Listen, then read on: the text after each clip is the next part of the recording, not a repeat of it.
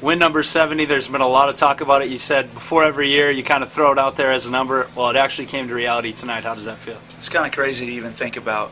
A lot of congratulations from a lot of people tonight. Well deserved by this group. Like I said, everybody wants to congratulate me, but I don't do this, as you know, without a lot of people around me. My staff, these players, those are the guys. The guys in that clubhouse are the ones that deserve every bit of the credit, because they're the ones that go take the field every single night and got those 70th win tonight.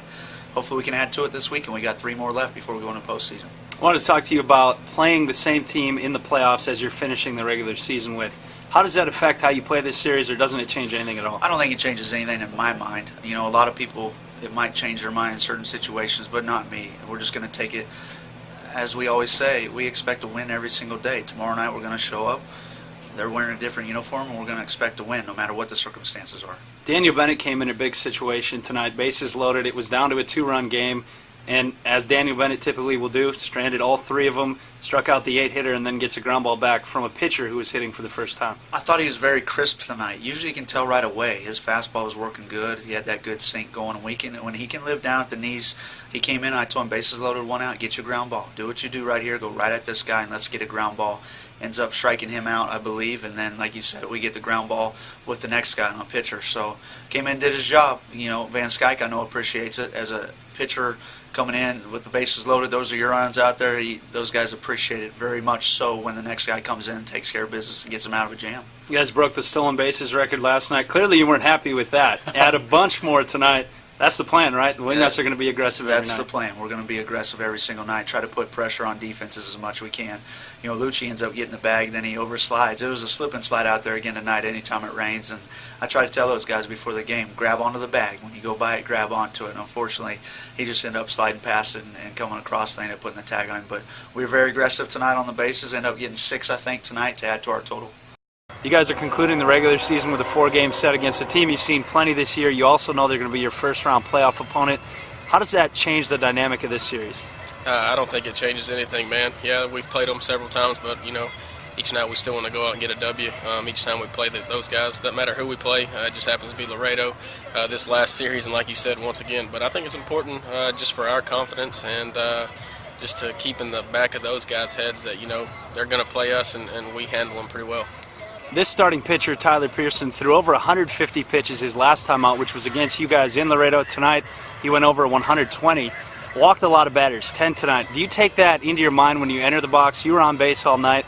Are you thinking this guy has a high pitch count, he has a tendency to walk people, and you're going to be more patient because of that?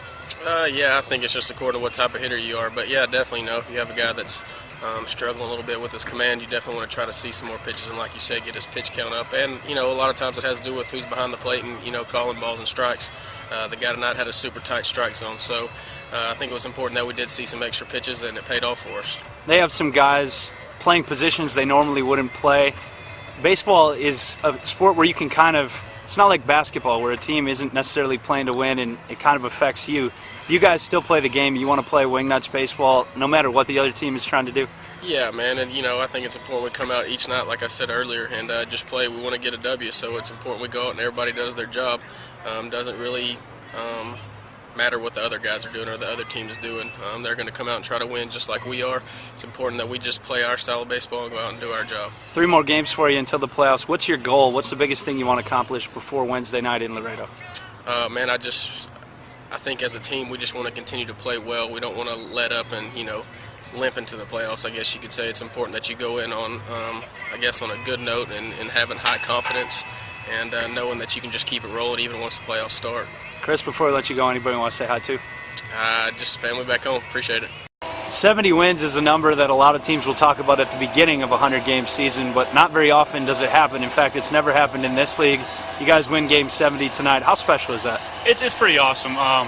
Once again, I mean, you like to think about it at the beginning of the year, but we like to take game by game here and try to just separate ourselves and just inning by inning, game by game, and see how it goes. You guys are playing the same team to end the regular season as you are to begin the postseason in Laredo, a team you've seen plenty this year. Does anything change because of that fact, or is it business as usual?